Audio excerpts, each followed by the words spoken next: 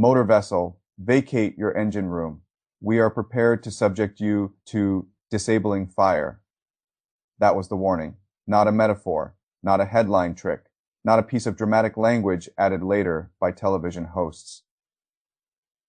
A real voice sent across open water to the men inside an Iranian cargo ship just before American shells hit the vessel and crippled it. Then the rounds came, the engine room was torn open. The ship stopped, Marines boarded, the cargo vessel was taken under American control. That is where this story begins. Not with Trump's post after the fact, not with the predictable debate over whether this was strong or reckless, not with the easy version of the story that says America enforced a blockade and Iran got caught. It begins with a ship being told to clear its engine room because the confrontation in Hormuz was about to cross a line. And the real story is not that one Iranian ship was hit. The real story is that Washington has now crossed what I would call the proof threshold. That is the framework term that matters here. A proof threshold is the moment when a threat stops being a warning and becomes a demonstrated method. Before that moment, states can still bluff, still posture, still hope that language alone will do the work. After that moment, the whole region must recalculate around proof. That is what just happened. For days, the blockade still lived in that dangerous gray zone where governments can lie to themselves. America could threaten. Iran could defy. Ships could test. Diplomats could keep talking. Everyone could still pretend there was a meaningful wall between coercion and force. That wall is because once a destroyer disables a vessel and armed men take custody of it, nobody is dealing with a hypothetical anymore. The blockade now has a demonstrated answer. Every captain sees it, every shipping company sees it, every intelligence service sees it, every military planner sees it. That matters because proof spreads faster than statements. A statement can still be doubted. A ship with a ruined engine room cannot. This is why the event is much bigger than the ship itself.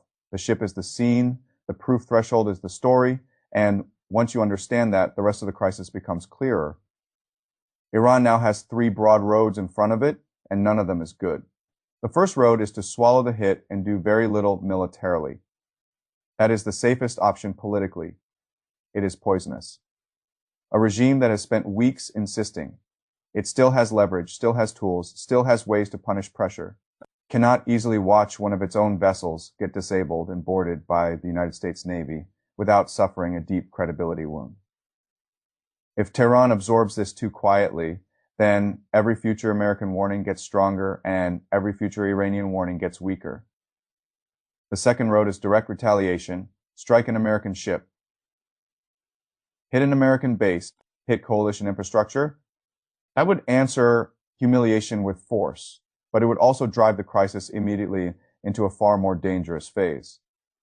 The moment Iran answers a boarding with direct military retaliation, this stops looking like enforcement and starts looking like open exchange between states already primed to expect something larger.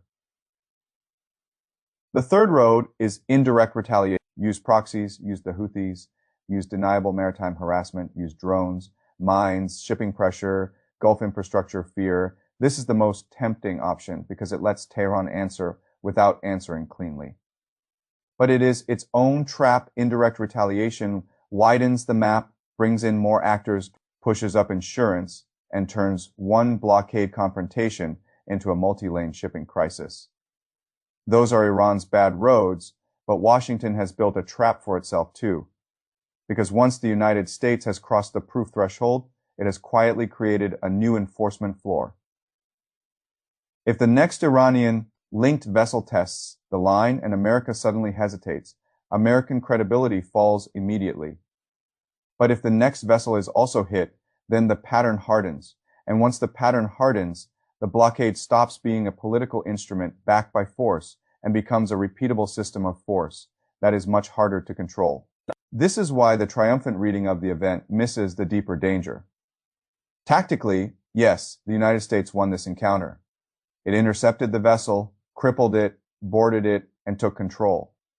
But strategic crises are not judged only by who wins the first hard moment. They are judged by what that moment forces everybody else to become. And this moment forces everybody into worse calculations. Look at perception inside Tehran. Iranian media had already been telling its public that American preparation was not just bargaining pressure. In that narrative, diplomacy is camouflage. Talks are the softer public base placed over repositioning.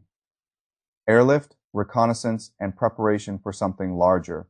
Once an Iranian vessel is actually disabled and seized, that interpretation becomes easier to believe inside Iran, not harder. The incident becomes evidence. That matters, because evidence changes how signals are read. Flights start looking less like logistics and more like staging. Drone activity starts looking less like monitoring and more like mapping. Naval movement starts looking less like posture and more like sequence.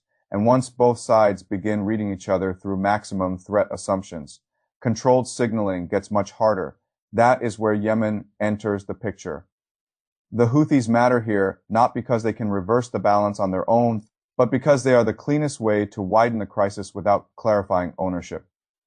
If Hormuz becomes the place where blockade enforcement turns kinetic, while the Red Sea begins heating up again through proxy pressure, then the shipping story stops being local. It becomes systemic, escorts rise, insurance surges, route calculations change. Commercial hesitation spreads. One confrontation begins contaminating the wider maritime network. That is when the headline becomes too small for the event. The headline says, America hit an Iranian ship. The deeper reality is that the crisis has just added another rung to an escalation ladder that already runs from Hormuz to Yemen to Gulf infrastructure to global trade. And then there is the command atmosphere around all of this. This is exactly where weak commentary usually collapses into panic theater, so it is worth being disciplined. The point is not that one strategic aircraft in the air means nuclear war is close. That is sloppy. The point is that once continuity of common assets, unusual messaging, airlift, and live maritime enforcement begin clustering inside the same public timeline, the psychological character of the crisis changes. People stop seeing a contained boarding. They start seeing a system checking itself for the possibility of something larger. That does not prove the larger thing is coming. It proves the possibility of it has entered the atmosphere. An atmosphere in a crisis is not decoration. It is part of the machinery. Markets move on it. Governments prepare around it. Shipping firms price it. Military staffs interpret through it. Media amplifies it. Public anxiety hardens it. That is why proof thresholds are so dangerous in choke point crises. They do not have to be the biggest event in a confrontation. They only have to be the event that changes what all later events mean. Before this, ships could still imagine testing the blockade as a gamble against a warning. Now they know what the answer can look like. Before this, Tehran could still tell itself the blockade was pressure without proof. Now proof exists. Before this, Washington could threaten without fully owning the consequences of visible force. Now it owns those consequences too. And once that happens, every next move gets heavier. If Iran does almost nothing, Washington will conclude the method worked. If Iran retaliates directly, the crisis accelerates openly. If Iran retaliates indirectly, the map widens and attribution gets murkier. If more ships test the line, the United States will have to decide whether this was a demonstration or the first example of a repeatable enforcement model. And if more naval incidents, more proxy pressure, more flights, and more command assets keep clustering together, then the whole region will begin acting as if what started as a blockade dispute is turning into a wider military phase. That is the trap under this story. America cannot easily go soft after proving hardness. Iran cannot easily go quiet after public humiliation.